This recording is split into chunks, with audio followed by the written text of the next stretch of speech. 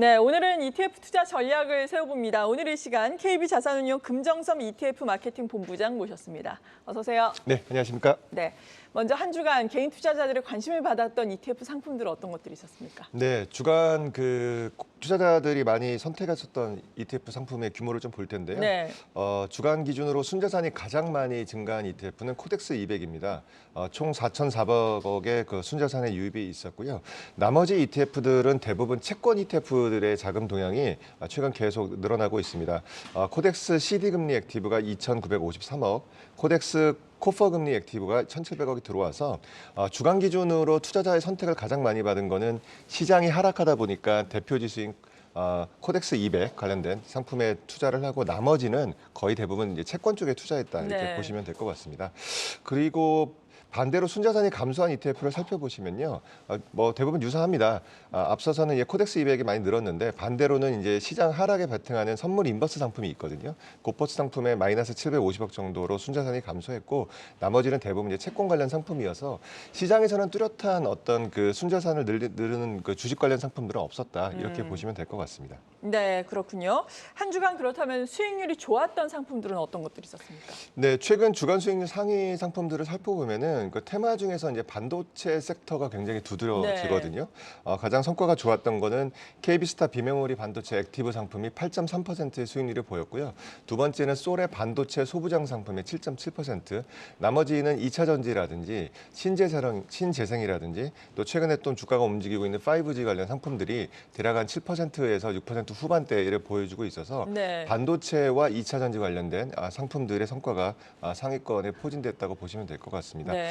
반대로 수익률이 안 좋았던 거는 최근에 2차 전지 한 일주일 동안 그 2차 전지가 좀 반등을 하다 보니까 2차 전지 성과와 반대로 움직이는 인버스 상품이 있거든요.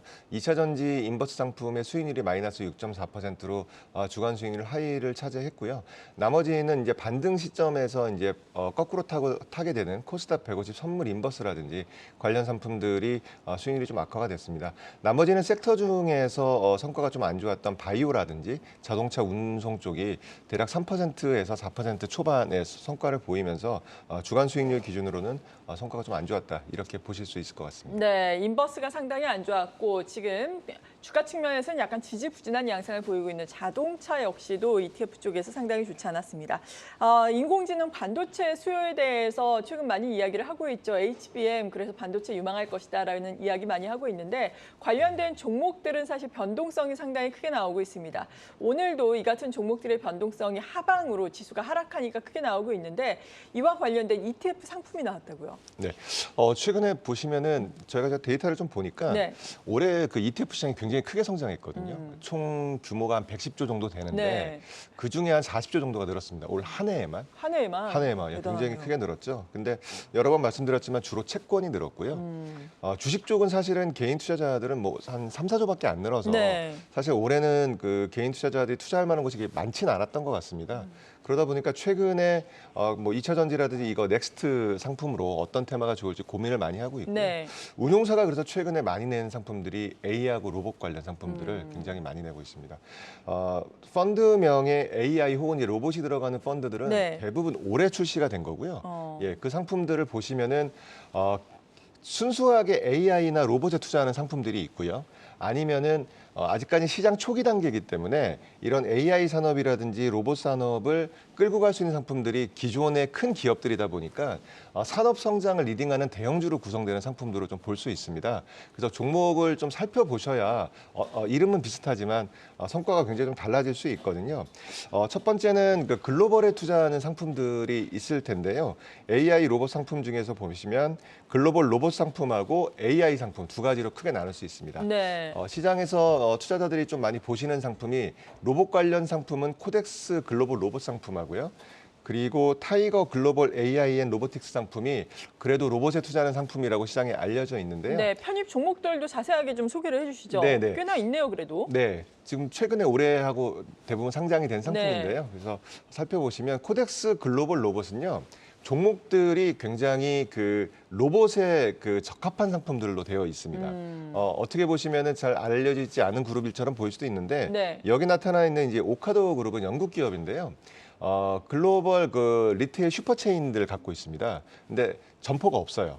점포가 없고, 네. 네네, 자동화된 소프트웨어를 기반으로 해서 AI 로봇 기반으로 해서 네. 적절한 그 재고를 관리하면서 수익을 굉장히 극대화시키는 최근에 떠오르는 기업인데요. 온라인 마켓이라고 볼 수 있는 거예요? 그렇습니다. 근데 자동화된 기술, AI 기술과 빅데이터 기술을 이용하는 회사고요. 예. 이 그룹에 한 2% 정도 들어 있고요. 그다음에 IPG 포토닉스라는 회사는 광섬유 레이저 관련된 기업인데 네. 로봇 관련 핵심 부품을 좀 만드는 회사라고 볼 수 있고요. 인투이티브 서지컬 같은 경우에는 국내에도 많이 알려져 있지만 수술용 로봇, 다비치라는 로봇을 만드는 회사고요. 그래서 여기는 로봇 관련된 기업들의 중소형주들이 좀 많습니다. 네. 예, 그러니까 그 기업들을 보시면은 로봇에 좀 적합한 기업들이 많구나 이렇게 보실 수 있고, 근데 편입 상위 종목인데 2%면은 네. 편입하고 있는 종목이 어마어마하게 종목 수가 많은 거죠? 많습니다. 예, 그러니까 아직까지는 시장 초기 단계다 네. 보니까 글로벌은 좀 더 크긴 하겠지만 어떤 기업에 좀 크게 투자하게 되면은 좀 변동성이 커질 수 있거든요. 네. 그래서 관련된 기업들을 쭉 펼쳐놨다 이렇게 보시면 될 것 같고, 타이거 글로벌 AI 앤 로보틱스는 기본적으로 엔비디아 같은 AI 관련된 빅테크 기업이 들어가고요. 네. 일부 그 아까 말씀드렸던 인투이티브 서지컬이라든지 ABB 같은 경우에는 산업용 로봇을 만드는 회사인데요. 일본에 있는 파나카하고 지금 글로벌 넘버 원, 투로 왔다 갔다 하는 회사거든요. 그런 기업들이 좀 잘 같이 웰 밸런스되어 있다 이렇게 보시면 될 것 같습니다. 네. 큰 기업과 중소형 기업이 같이 들어있다고 보시면 될 것 네. 같고요. 나머지 지금 보시면 타이거 글로벌 AI나 타임폴로의 글로벌 AI 같은 기업들은 AI에만 투자를 하는 기업들입니다. 근데 AI 기업의 특징을 보시면 대부분 중소기업보다는 그 엔비디아라든지 마이크로소프트, 아마존 같은 빅테크 기업들이 사실 시장을 선점하고 있거든요. 그렇죠. 그래서 이 관련 기업들은 AI라고 되어 있긴 하지만 빅테크 기업 비중이 굉장히 높다라고 보시면 될 것 같고, 타임폴리오는 그 중에서 국내 기업들도 좀 같이 섞어서 투자하거든요. 그래서 이름은 뭐 로봇이다, AI다 이렇게 좀 비슷하게 있지만 종목을 보시면 사실 포트폴리오가 굉장히 그 차별화되어 있다. 그러네요. 예, 그 부분은 꼭 종목을 체크하시면서 네. 투자를 하셔야 될 것 같습니다. 네, 항상 ETF 이 시간에 느끼지만 ETF 상품들은 종목을 꼼꼼하게 봐야 한다라는 점을 확인을 해보시기 바랍니다. AI 로봇과 관련된 ETF에 대해서 알아보고 있는데 국내 상품만 가지고 있는 상품은 없나요? 네, 국내 상품은 사실 네. 많이 다양하지는 않는데요. 로봇 관련 상품하고 로봇하고 AI에 투자하는 상품 이게 두 가지가 준비되어 있습니다. 네. 가장 이것도 뭐 최근에 상장되긴 했는데 지금 현재 나와 있는 상품은 코덱스 K 로봇 액티브라는 상품이고요. 편입 상위 종목을 보시면은 아직까지는 그 대형주가 좀 많이 좀 포진되어 있습니다. 가장 많은 종목이 이제 삼성전자, 네이버, 그리고 최근에 이제 로봇 쪽에서 가장 각광받고 있는 레인보우 로보틱스 관련 네. 기업들. 그래서 좀 큰 기업들이 좀 많다라고 보시면 될 것 같고요.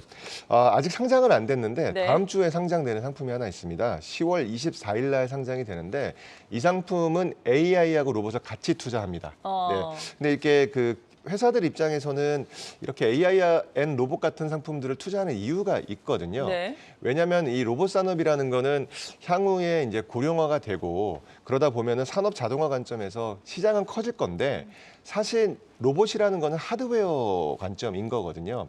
로봇을 움직이기 위해서는 이게 머리에 해당되는 AI 기술이 있어야 소프트웨어가 있어야지 로봇이 제대로 작동할 수 있기 때문에 로봇 시장이 커진다라는 거는 AI 시장과 같이 간다라는 개념입니다. 그래서 전적으로 이 관련된 시장을 잘 투자를 하려면 네. AI하고 로봇을 같이 투자하는 게 좋거든요. 거기에 맞춰서 나온 상품이고요. 종목은 대형주 위주는 아니고요. 레인보우 로보틱스라든지 셀바스 AI 같은 경우는 소프트웨어 기업이거든요. AI. 네. 그리고 밑에 있는 뭐 루닛 유로메카 같은 경우에는 AI 활용을 해서 바이오 기업에 투자를 한다거나 유로메카는 산업용 로봇 투자하는 상품들인데 중소형주 종목과 대형 종목들을 분산 투자할 수 있는 그런 상품을 원하시면 이 상품을 좀 유익 있게 보시면 좋을 것 같습니다. 네, 오늘 또 로봇과 AI와 관련된 ETF 상품까지 자세한 내용 알아봤습니다. KB자산운용의 금정섭 ETF 마케팅 본부장이었습니다. 고맙습니다. 네, 감사합니다.